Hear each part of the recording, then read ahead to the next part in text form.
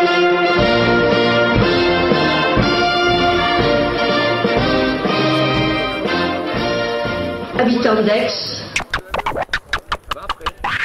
d'Aix, bonjour.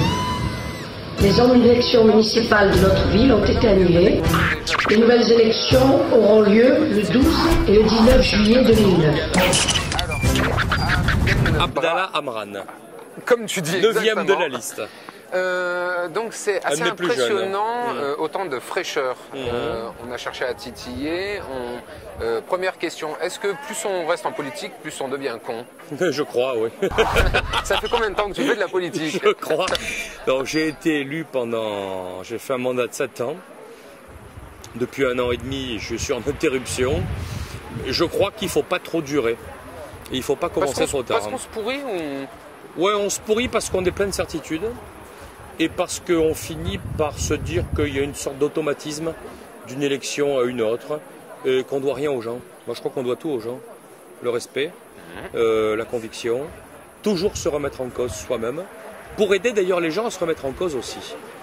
Et ce que j'ai raconté ce soir, c'est autant pour moi que pour eux, une démarche de refus de l'autosatisfaction. Jamais. On n'est pas là pour se faire plaisir, on est là pour rappeler des valeurs communes. Et on est là pour dire que quand une société avance, elle avance pour tout le monde et par tout le monde. Comment on peut savoir si ça vient... Parce qu'en gros, tout le monde nous a parlé de il faut la concertation avec tout le monde. Et à côté de ça, tu es, je pense, un des rares, voire peut-être le seul, à avoir poussé... On s'était interdit, nous, de venir écouter les meetings. Bon, vu qu'on était là, on ne pouvait pas t'interviewer avant. Nous avons écouté brièvement, entre 2 petits verres de vin blanc, cette fois-ci. Et donc, tu parles de redonner réellement aux gens une partie de la gestion. Je leur donne tout. Je leur donne ce qui les concerne.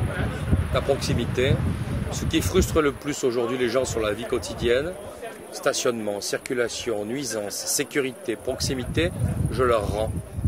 Je leur rends. Et tu ferais un maire peinard en fait? Non, je fais un maire de grands projets, je fais un maire de projets d'avenir, je fais un maire de régulation financière, je fais un maire de synthèse démocratique, mais ce qui concerne les gens qui vivent au quotidien dans un quartier, je leur rends. Ils savent mieux que quiconque ce qui les intéresse, comment gérer les problèmes. Ils connaissent les contradictions des uns et des autres, ils le savent très bien. Ils se prendre la gueule à un moment. Oui, justement, c'est beau, c'est la démocratie. Eh bien, ils le feront, ils se prendront la gueule. Tu les laisses se prendre la gueule, oui, tu les laisses gérer. Mais je les écouterai. Mais est-ce que ils le feront. seras aussi arbitre? Oui, je serai arbitre. Au bout d'un moment, il faut arbitrer. Mais je veux que chacun ait épuisé les circonstances de son argumentation d'un côté comme de l'autre. Et je pense qu'il n'y a pas d'opposition irréductible. Ce sont aujourd'hui des oppositions frontales qui sont extrêmement artificielles. Je connais les problèmes des comités de quartier. Je connais les problèmes des différences de vision des uns et des autres sur l'urbanisme, sur la voirie, sur la circulation, sur les ronds-points, sur tout ça.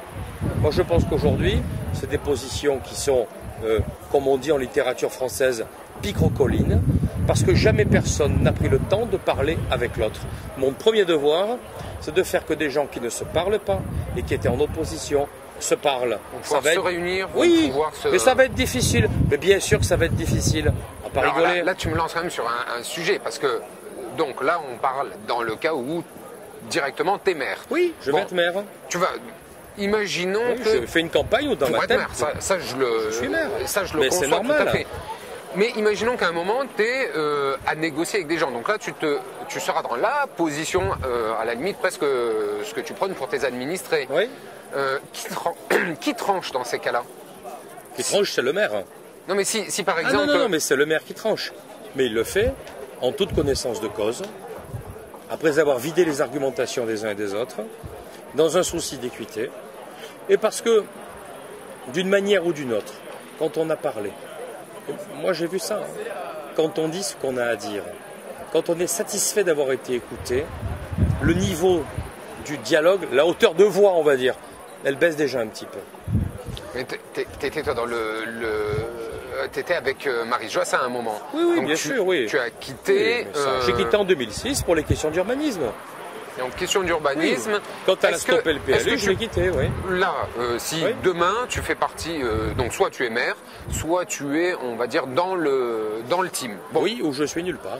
Ou nulle part. Mais c'est pas moi qui décide. Prenons maire ou nulle part. Oui, mais prenons maire ou dans le team. Oui, mais c'est les électeurs qui décident. Mais est-ce que s'il y a quelque chose qui te dérange, tu quittes encore, ou est-ce que tu dis finalement, peut-être que je vais aller titiller ou comment ça se passe? Alors voilà, c'est très simple. Je veux incarner maintenant dans la politique aixoise une voie rigoureuse, honnête et lisible, définitive. Qu'on soit d'accord avec moi, que je sois majoritaire, ou qu'on ne soit pas d'accord avec moi, que je sois minoritaire, je me rendrai à la voie du suffrage et je ferai ce que mes électeurs disent de faire. Mais dorénavant, je ne dérogerai plus à mes valeurs, je ne dérogerai plus à la volonté très authentique de donner la parole, d'écouter, et je vais vous dire un truc encore plus fort, d'avancer en sagesse et en paix. Je crois beaucoup à la sagesse et à la paix. Je crois beaucoup au recul. Je crois beaucoup à l'esprit qu'on peut générer les uns les autres en discutant, en fraternité et en reconnaissance de l'altérité et des différences des uns et des autres. Moi, c'est ça qui m'importe aujourd'hui. C'est ce respect avant même le dialogue, de reposer les bases d'une idée de la République, comme je l'ai fait ce soir, dans laquelle chacun est profondément l'égal, non pas l'identique, mais l'égal de l'autre, sur un plan juridique et sur un plan moral. Je veux vraiment repositionner ces bases. Là, je capte pas tout ce que tu veux dire.